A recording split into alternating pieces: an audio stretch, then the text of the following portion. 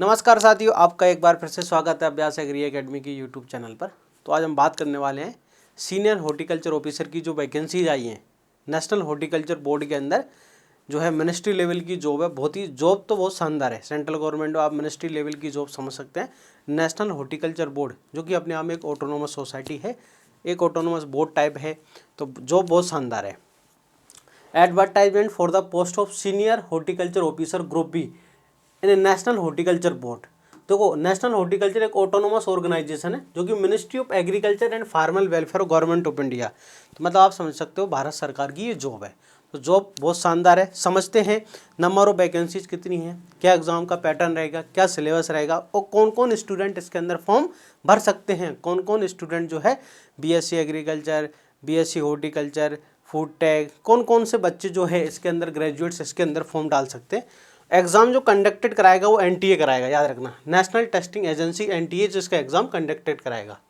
NTA जो NEET IIT के exam, net वगैरह के एग्जाम कंडक्ट कराते हैं, इंट्रोडक्शन। तो हम बात करते हैं, देखो, online application of invited for the filling of post of senior horticulture officer group B in national horticulture board. ठीक है, तो इसके बारे में बात करते हैं। नंबर ऑफ वैकेंसीज, देखो सैलरी तो बहुत शानदार है। आपको लेवल 6 पर मैट्रिक्स ये लगभग 35,400 से लेकर 1,12,000, तो सैलरी तो बहुत शानदार रहने वाली है लेवल 6 की। ठीक है, 65 से 17,000 रुपये आपको आपके अकाउंट में आएगी लगभग इतनी। तो अब हम बात कर लेते हैं इंपॉर्टेंट, देखो ऑनलाइन रजिस्ट्रेशन ऑफ एप्लीकेशन की ऑनलाइन फॉर्म जो है कब से भरे जाने वाले हैं। ऑनलाइन फॉर्म भरे जाएंगे 16 दिसंबर 2023 से। ये देखो कब तक, 5 जनवरी 2024 तक आपके एग्जाम के फॉर्म जो भरे जाएंगे। ठीक है ना, 16 दिसंबर 2023 से लेकर 5 जनवरी 2024 तक 5 बजे तक आपके फॉर्म भर जाए। ठीक है, इसमें यहाँ पर जो फीस वगैरह है कि भाई सीनियर हॉर्टिकल्चर की जब फॉर्म भरोगे आप, SC/ST कैंडिडेट को 500 रुपये लगेंगे, जनरल OBC EWS को 1000 रुपये लगेंगे और PWD को नील, कोई चार्ज नहीं लगेगा।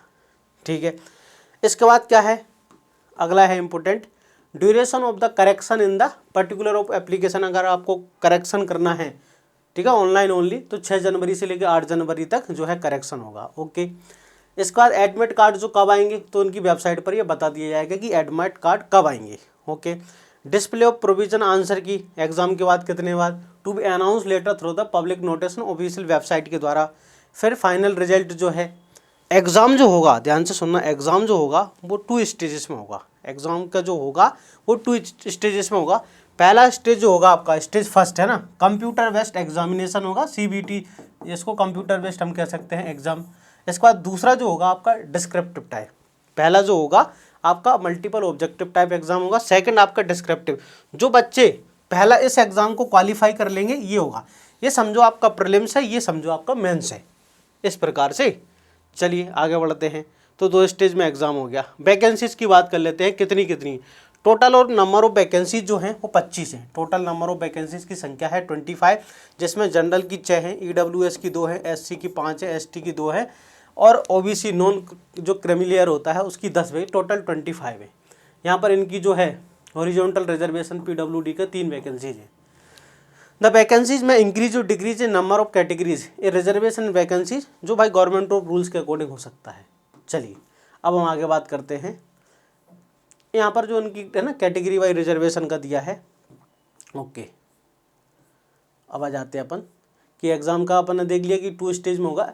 Education qualification and other qualification, ये मोस्ट इंपॉर्टेंट कि कौन कौन स्टूडेंट जो है इसका फॉर्म भर सकते हैं। देखो, the candidate must be graduate in agriculture, BSc agriculture वाले, ठीक है, horticulture, food technology, post harvest technology, agriculture economics, agriculture engineering, food science from a recognised university. Graduate लगा है, ग्रेजुएट, आगे के बाद लगा है university and preferably master degree in this small, है ना, सेम फील्ड। अगर आपके पास मास्टर है तो आपको प्रेफरेंस दिया जाएगा। अगर आपके पास मास्टर है तो उनको थोड़ा प्रेफरेंस यहाँ पर दिया जाएगा। तो वैसे ओनली BSc वाले फॉर्म भर सकते हैं। ओके, चलिए आगे बढ़ते हैं। अब एज लिमिट एंड एलिजिबिलिटी, देखो एज लिमिट जो होगा, नोट एक्सेस 30 ईयर से ज़्यादा नहीं होना चाहिए on closing date of online application. ऐसे 5 जनवरी तक भाई है ना, ऑनलाइन एप्लीकेशन 5 जनवरी है, तब तक 30 साल, उससे ज़्यादा नहीं होना चाहिए। एज रिलैक्सेशन, अगर आप SC/ST को बिलोंग कर सकते हैं तो आपको 5 साल का मिलेगा, तो 30 प्लस है ना 5 35 हो जाएगा। अगर आप OBC हैं तो +3 कर लेना, तो आप 33 तक फॉर्म भर सकते हैं, क्योंकि आपको 3 साल का यहाँ पर एज रिलैक्सेशन मिल जाएगा। ओके ठीक है, तो देखो जनरल वाले 30 साल तक, SC/ST वाले 35 तक, OBC वाले 33 साल तक इसमें फॉर्म भर सकते हैं। और ये जो है PWD जनरल कैटेगरी 10 साल, ये PWD वाले जो है फिजिकल हैंडीकैप्ड वाले बच्चों को कौन फॉर्म भर सकता है? क्या किसी भी स्टेट का स्टूडेंट इसमें, भाई गवर्नमेंट ऑफ जो इंडिया की वैकेंसीज है, भारत का मूल निवासी होना चाहिए, ठीक है, सिटीजन ऑफ इंडिया या सब्जेक्ट ऑफ नेपाल जो इनका केसेस होते हैं, भूटान, मतलब भाई भारत का नागरिक जो है फॉर्म भर सकता है, कोई भी नागरिक इसमें फॉर्म भर सकता है।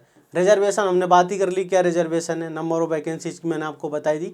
अब थोड़ा हम सिलेबस को देख लेते हैं, आगे इसमें सिलेबस भी दिया हुआ है, ठीक है ना। स्कीम ऑफ एग्जाम की किस तरह से एग्जाम कंडक्ट होगा, देखो कि भाई एग्जाम जो होगा वो 2 स्टेज में होगा, ठीक है। पहला जो होगा स्टेज फर्स्ट, जो कि आपका MCQ टाइप एग्जाम होगा। कैसा होगा? स्टेज फर्स्ट जो है आपका MCQ टाइप एग्जाम होगा, जिसके 2 घंटे रहेंगे। कितना? 2 घंटे का। मैक्सिमम मार्क्स 150, ठीक है, 150 नंबर का एग्जाम होगा। ये तो हो गया मार्क्स आपके, और 150 क्वेश्चन, मतलब 150 क्वेश्चन रहेंगे। एक क्वेश्चन 1 नंबर का रहेगा और 150 नंबर का एग्जाम होगा, ठीक है। जब आप स्टेज फर्स्ट क्वालिफाई कर लोगे तो स्टेज सेकंड होगा, जो कि डिस्क्रिप्टिव टाइप होगा। Only for those who qualify stage first, जो बच्चे स्टेज फर्स्ट क्वालिफाई कर चुके हैं उनको ये अलाउ होगा। 2 घंटे का होगा, मैक्सिमम मार्क 100 नंबर का होगा, और 250 टोटल हो गया 250 का, 150 250, ठीक है। अब देखो आगे, each question stage first 1 mark, हर एक क्वेश्चन 1 बार। There will be no negative marking, यहाँ पर नो नेगेटिव मार्किंग नहीं है, ठीक है। इसके बाद the candidate will be short listed for second stage in the ratio 1:10, मतलब स्टेज फर्स्ट में, ठीक है, जो है 1:10 में यहाँ पर स्टेज फर्स्ट से वाले स्टेज सेकंड में क्वालिफाई करेंगे, ठीक है। About 10 times of the number of vacancies in each category on the basis of their performance. हर एक कैटेगरी में जितनी वैकेंसीज हैं, जैसे भाई जनरल में 6 वैकेंसी है तो 60 बच्चे क्वालिफाई करेंगे, ठीक है। OBC में 10 है, 100 बच्चे क्वालिफाई करेंगे स्टेज सेकंड के लिए। If the examination is held in more than one session, the score across various sessions will be equal, linked standard practice to subject, slight difference in difficulty level, different test weightage on the across session। मतलब अगर भाई अलग अलग time पर हुआ तो normalisation वाला काम। If the examination held more than one session, the score across various session will be equalated following standard practice। जो नॉर्मलाइजेशन की उनको प्रैक्टिसेस, अगर एग्जाम भाई 2 शिफ्ट में 3 शिफ्ट में हुआ तब की बात है। इसके बाद total mark obtain stage second will be, है ना, used to determine final merit. ठीक क्या है? टोटल मार्क 250 नंबर है ना आपके, स्टेज फर्स्ट स्टेज सेकंड दोनों के नंबर जोड़े जाएंगे। स्टेज फर्स्ट देखो टोटल मार्क हमारे 250, ऐसा नहीं कि स्टेज फर्स्ट के नंबर बाद में काम नहीं आएंगे। स्टेज फर्स्ट सेकंड दोनों के नंबर आपके जोड़े जाएंगे, उसके बाद आप फाइनल मेरिट में आपका नाम बना पाओगे। ठीक है, चलिए तो हम बात कर लेते हैं सिलेबस क्या रहेगा स्टेज फर्स्ट का। कितने भाई है ना, 150 क्वेश्चन आएंगे MCQ टाइप। तो हॉर्टिकल्चर के यहाँ पर क्वेश्चन रहेंगे आपके 60 क्वेश्चन 60 नंबर। जनरल स्टडीज के आपके रहेंगे 30 क्वेश्चन 30 नंबर। इंग्लिश कंप्रेंशन के आपके 30 क्वेश्चन रहेंगे 30 नंबर। और क्वांटिटेटिव एप्टीट्यूड मेंटल एबिलिटी के 30 क्वेश्चन 30 नंबर। इस प्रकार आपके 150 क्वेश्चन होंगे 150 नंबर के। तो ज़्यादा से ज़्यादा मेजर पोर्शन आपका हॉर्टिकल्चर आएगा। ठीक है, चलिए क्या क्या स्टेज सेकंड में आपको क्या आएगा? स्टेज सेकंड में आएगा डिस्क्रिप्टिव टाइप, 100 क्वेश्चन आएंगे 100 नंबर के, जिसमें जनरल एग्रीकल्चर खास करके इसमें पूछा जाएगा। तो देखो स्टेज फर्स्ट का सिलेबस देखिए आप। स्टेज फर्स्ट का सिलेबस हॉर्टिकल्चर में tropical and dry land fruit production है, सब ट्रॉपिकल टेम्परेट फ्रूट प्रोडक्शन है, ब्रीडिंग ऑफ फ्रूट क्रॉप्स है, post harvest technology, biotechnology of fruit crop है, principle and practices of plant propagation, production technology of cool season vegetables है, production technology of warm season vegetables है। ठीक है, seed production, high tech production technology of fruit and flower vegetables, production technology of spices and statics. थोड़ा statics भी आपको पढ़ना है। इसके बाद जनरल स्टडीज़ में देखो क्या पढ़ना है, science general question in general science, current जो है आपका national international importance, history of India जो बेसिक है ना, हिस्ट्री ऑफ इंडिया से क्वेश्चन आएंगे थोड़े से। ठीक है, Indian agriculture, Indian geography, Indian culture and new agriculture. देखो new agri horti initiative schemes of government of India, जैसे PEQ है, CCP है, CDP, MIDH, NABARD, ICAR research institute और इन्वायरमेंटल स्टडीज, ये आपको पढ़ना है। इसके बाद इंग्लिश कंप्रेंसिव में एक्टिव पैसिव बोए हैं। ठीक है, one word substitution, answers passage, fill in the blanks, antonyms synonyms है, डायरेक्ट इनडायरेक्ट है, इसके बाद error detection, sentence improvement, quantitative aptitude and mental ability के अंदर देखो time and work, average, percentage, ratio, proportion, interest, profit loss, time and distance, decimal, fraction, partnership, analogues, problem solving, judgement, coding, decoding, relationship concept, ये सब आएगा आपका 150 number का। Stage second के अंदर जो आपको यहाँ पर पूछा जाएगा स्टेज सेकंड में हॉर्टिकल्चर एंड जनरल एग्रीकल्चर, ये स्टेज सेकंड में डिस्क्रिप्टिव टाइप 100 नंबर का आएगा। तो यहाँ पर सिलेबस लिखा है हॉर्टिकल्चर में आपको क्या क्या पढ़ना है, जो हमने पढ़ा है ना ऊपर उसका डिस्क्रिप्टिव की tropical and dryland fruit production में ये सारी चीज़ें आपको पढ़ना है, एक एक चीज़ है ना, कौन कौन सी चीज़ें पढ़ना है। सब ट्रॉपिकल टेम्परेट फ्रूट में आपको क्या पढ़ना है, कौन कौन से फ्रूट पढ़ना है, ये को यहाँ पर फ्रूट्स के नाम लिखे सारी चीज़ें। इसके बाद क्या पढ़ना है, ब्रीडिंग ऑफ फ्रूट क्रॉप्स पढ़ना है, ठीक है, hybridisation, mutation breeding, polyploidy breeding, root stock breeding, improvement, quality traits, ये सारी चीज़ें। इसके बाद आपको पोस्ट हार्वेस्ट टेक्नोलॉजी में क्या पढ़ना है, ये पूरा सिलेबस ले आप इसको हमारे टेलीग्राम चैनल से ले सकते हो और एक बार देख लेना आप पूरा, यहाँ पर सिलेबस लिखा हुआ है कि क्या क्या आपको पढ़ना है। ये हॉर्टिकल्चर में जो डिस्क्रिप्टिव भाई इसमें से आएगा।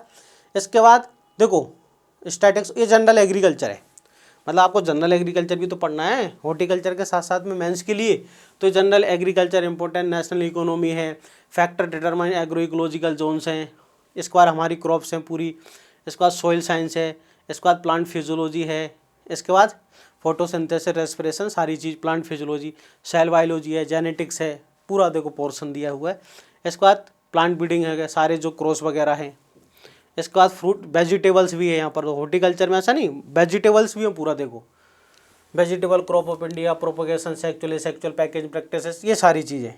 इसके बाद principle of economics in agriculture. तो इतना सारा सिलेबस आपको पढ़ना है इन 25, क्योंकि वैकेंसीज बहुत अच्छी है, बहुत अच्छे से आपको पढ़ना है। रिसोल्यूशन ऑफ टाई केसेस, तो वो देखिए भाई है ना, नंबर अगर बराबर आ जाते हैं तो डेट ऑफ बर्थ है ना, ओल्डर कैंडिडेट को हायर, जो अगर नंबर सिमिलर आ जाते हैं तब जिसकी डेट ऑफ बर्थ ज़्यादा होती है उसको ऊपर रखा जाता है। अल्फ़ाबेटिकल ऑर्डर में नेम से द कैंडिडेट अपीयर, या अल्फ़ाबेटिकल ऑर्डर में आंसर की आएगी, इसके बाद आप उसको चैलेंज कर सकते हैं, वो सारी प्रोसीजर इसमें दी है, फॉर्म कैसे भरना है। तो आई होप आपको सारी चीज़ समझ में आ गई होगी। अगर आप बीएससी एग्रीकल्चर ग्रेजुएट हैं, बीएससी हॉर्टिकल्चर ग्रेजुएट हैं, बीटेक है, आप फूड टेक हैं, ठीक है, इन सब के अंदर आपकी डिग्री है तो आप ये एग्ज़ाम का फॉर्म भर सकते हैं। तो बिल्कुल तैयारी करिए, शानदार वैकेंसीज है, और अपने आप को परखिए कि भाई आप तैयारी सरकारी नौकरी चाहते हैं तो आपको कंपटीशन में बैठना पड़ेगी, तैयारी शानदार तरीके से करना पड़ेगी। तो बिल्कुल आप तैयारी शुरुआत करिए, फॉर्म भरिए और इस सिलेबस के अकॉर्डिंग आपको तैयारी करना है। तो मिलते हैं नेक्स्ट वीडियो के अंदर, तब तक के लिए जय हिंद।